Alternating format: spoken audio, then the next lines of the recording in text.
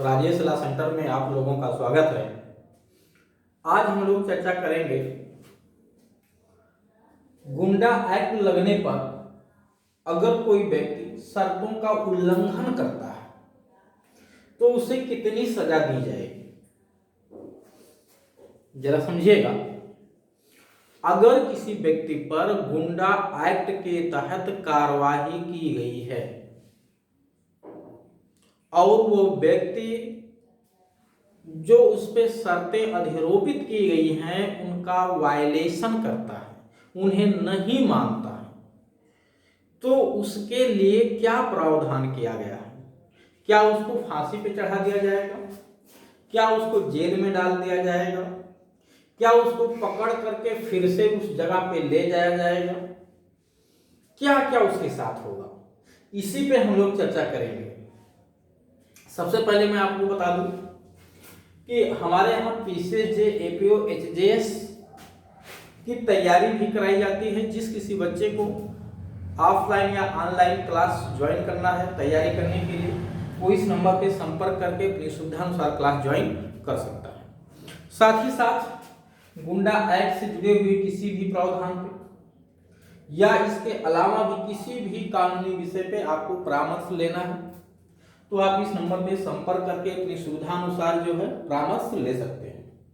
चाहे वो उत्तराधिकार का मामला हो, गुंडा एक्ट का मामला हो, एससी एसटी एक्ट का मामला हो, पॉक्सो एक्ट हो या किसी भी विषय से जुड़ा हुआ हो, बस वो कानून से जुड़ा हुआ विषय होना चाहिए। मेडिकल के बारे में अगर आप मुझसे पूछेंगे, इंजीनियरिंग के बारे में मुझसे पूछेंगे तो मैं नहीं बता पाऊंगा, ठीक है, क्योंकि सबका अपना अपना एक दायरा होता है। चलिए, तो गुंडा एक्ट लगने पर शर्तों का उल्लंघन, अक्सर लोग शर्तों का उल्लंघन करते हैं। जैसे आपने देखा था जब क्वारंटाइन किया गया था लोगों को कोरोना काल में, जो लोग बाहर से आए थे तो उनको होम क्वारंटाइन किया गया था। कुछ लोगों को बाहर पंचायत में या जो भी प्राइमरी स्कूल है वहां रखा गया था। तो लोग क्या करते थे कि रात में घर चले जाते थे उठ करके, तो रात भर घर में सोते थे और फिर दिन में जो है उस क्वारंटाइन रूम में चले जाया करते थे। तो एक तरह से शर्तों का वायलेशन था, ठीक है। गुंडा एक्ट कब किसी पर लगाया जाता है मैं ऑलरेडी पहले ही बता चुका हूं वीडियो में कि कौन कौन से ग्राउंड हैं जब किसी व्यक्ति पर गुंडा एक्ट लगाया जाता है। मैं एक बार फिर से सही नजर से बता दूं कि अगर किसी व्यक्ति पर धारा 107, 108, 109, 110 की कार्रवाई हो गई, यानी कुल मिला के वो ऐसा व्यक्ति हो जिसका समाज में स्वतंत्र रूप से रहना ठीक नहीं, खतरे से कम नहीं है, कभी भी वो व्यवस्था को बिगाड़ सकता है, ये आशंका पूरी तरह से है, ऐसी कार्रवाई भी धारा 107-16 की उस पर हो चुकी है। 151 का चालान उसका हो चुका है। हैबिचुअल ऑफेंडर है, लगातार अपराध करता है, एक से अधिक अपराधों का रिकॉर्ड है उसका, ठीक। तो उस पर गुंडा एक्ट लगाया जा सकता है। कौन लगाता है गुंडा एक्ट? मैं पहले बता चुका हूँ, गुंडा एक्ट लगाने की पावर डीएम को होती है। ये कैसे? जिला मजिस्ट्रेट को कहीं से सूचना मिले या पुलिस अधीक्षक उसको जो है बताए, सूचना दे, या कोई दो या अधिक सम्मानित व्यक्ति उसे अगर डीएम को जो है सूचित करते हैं कि इस तरह से ये व्यक्ति है, तो वहां पे गुंडा एक्ट लगाया जा सकता है। तो आप व्यक्ति के सूचना पे भी जिला मजिस्ट्रेट गुंडा एक्ट लगा सकता है, लेकिन वो कम से कम सम्मानित लोग दो व्यक्ति हों, ठीक है, और वो रीजनेबल कारण हो, क्योंकि वो पहले विचार करेगा जिला मजिस्ट्रेट कि जो सूचना उसे दी गई है वो सही है या नहीं, और सही पाए जाने पे ही वो गुंडा एक्ट लगाएगा, अन्यथा नहीं। क्योंकि गुंडा एक्ट लगाए जाने से उस व्यक्ति की जिस पे गुंडा एक्ट लगाया जाता है, अनुच्छेद 19(1) के तहत जो राइट टू मूव है, ठीक है, भ्रमण करने का अधिकार है पूरे भारत में, और पूरे भारत में नहीं पूरे विश्व में, ठीक है, जो रीजनेबल कारण उसके अधीन रहते हुए वो प्रतिबंध, उसका राइट वो प्रतिबंधित हो जाता है, ठीक है। वो हर जगह घूम नहीं सकता, क्योंकि उसको एक जगह से दूसरे जगह चले जाने का आदेश दे दिया जाता है या किसी पर्टिकुलर स्थान पे जाने से रोक दिया जाता है, जो कि अनुच्छेद 19 खंड 1 में हर एक व्यक्ति को यह अधिकार है कि पूरे भारत में तो घूम ही सकता है, साथ साथ विश्व में भी कहीं भी वो जो उसके मानक हैं उन शर्तों को पूरा करते हुए कहीं भी कभी भी जा सकता है। तो उस अधिकार को उसके वायलेट कर दिया जाता है। तो फंडामेंटल राइट को बिना रीजनेबल कारण के आप जो है ब्रीच नहीं कर सकते हैं। लोक व्यवस्था के आधार पर ब्रीच किया जा सकता है राइट टू मूविंग को, ठीक है। आप जो क्लास अनुच्छेद 19(2), 3 पढ़ेंगे वहां पे तब आपको मिलेगा 4। ठीक है, सब वहां पे प्रतिबंध है, क्योंकि अनुच्छेद 19(1) में जितने भी राइट्स हैं उन सब पे प्रतिबंध खंड 2, 3, 4, 5, 6 में दिया गया है क्रम में। तो फिलहाल चलिए, अगर गुंडा एक्ट लगाया गया किसी व्यक्ति पे तो उसको एक निश्चित स्थान पर जाने से रोक दिया जाता है, उसको एक जिले से दूसरे जिले में भेज दिया जाता है, उसको एक राज्य से दूसरे राज्य में भी भेजा जा सकता है, या एक जिले में ही एक स्थान से दूसरे स्थान पर भेज दिया जाता है। ठीक है, एक तहसील से दूसरे तहसील में भी भेजा जा सकता है, जिला मजिस्ट्रेट की पावर है, जैसा कि मैंने पहले ही वीडियो में आप लोगों को बताया है। इसके बाद अगर कोई बात नहीं समझ में आती है तो मैं ऑलरेडी पहले ही बता चुका हूँ कि ये नंबर आपके लिए उपलब्ध है, आप इस नंबर पे कॉल करके संपर्क कर सकते हैं और जो भी आपका समस्या है उसका जो है निदान करा दिया जाएगा।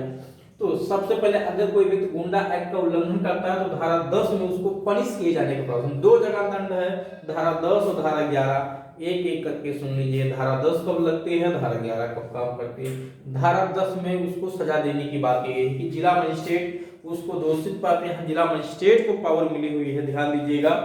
ठीक है,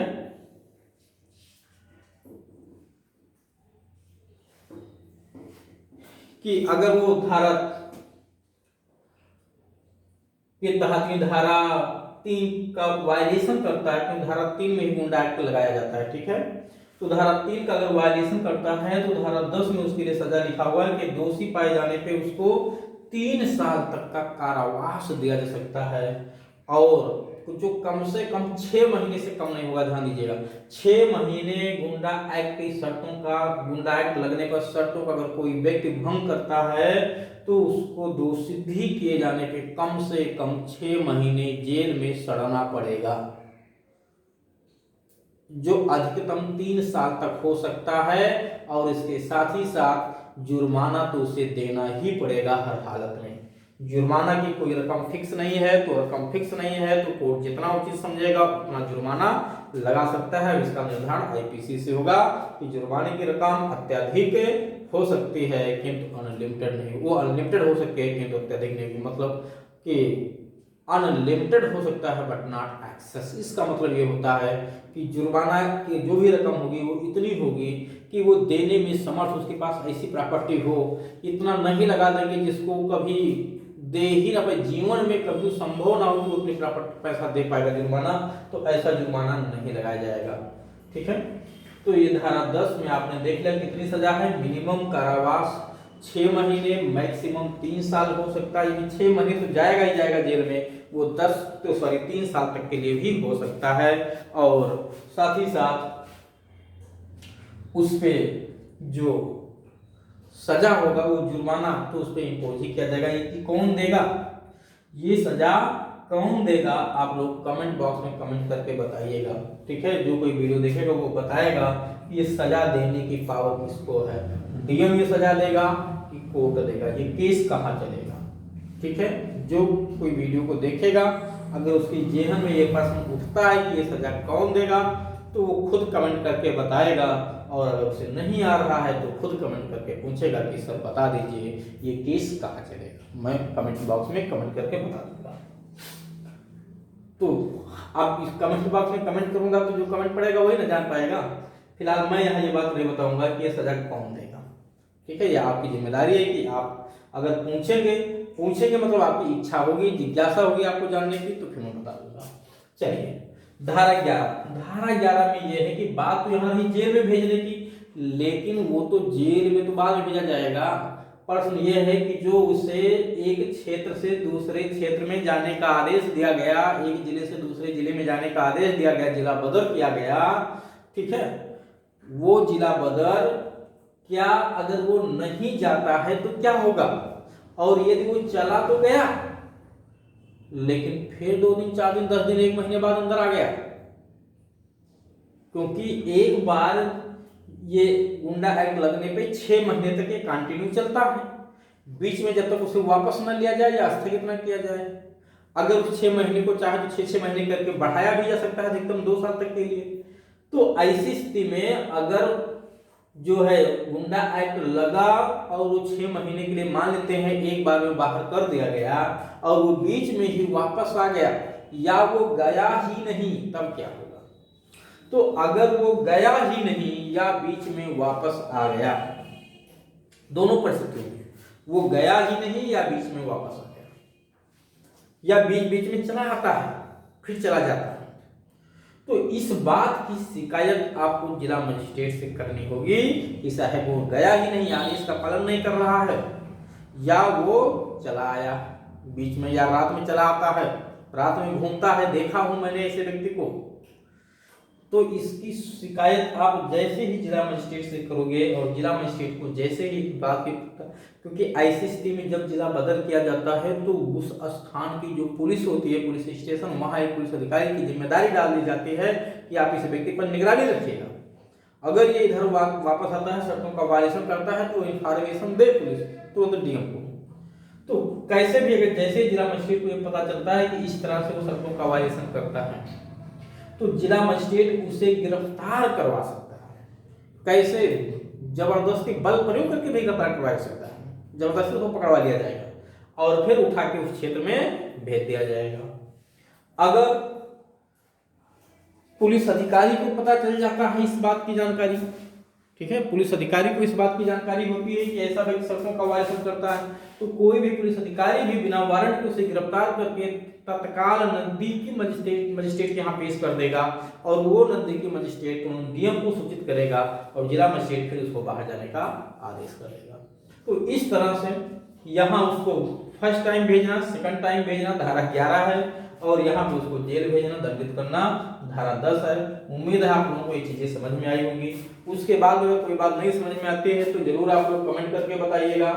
कमेंट करने से आपको तत्काल रेमेडी चाहिए, कमेंट में अब मैं कमेंट पढ़ूंगा तभी पता चल पाएगा, तत्काल रेमेडी चाहिए तो आप इस नंबर पे कॉल करके जो है अपनी सुविधानुसार जानकारी ले सकते हैं। अब हम लोग मिलेंगे दूसरे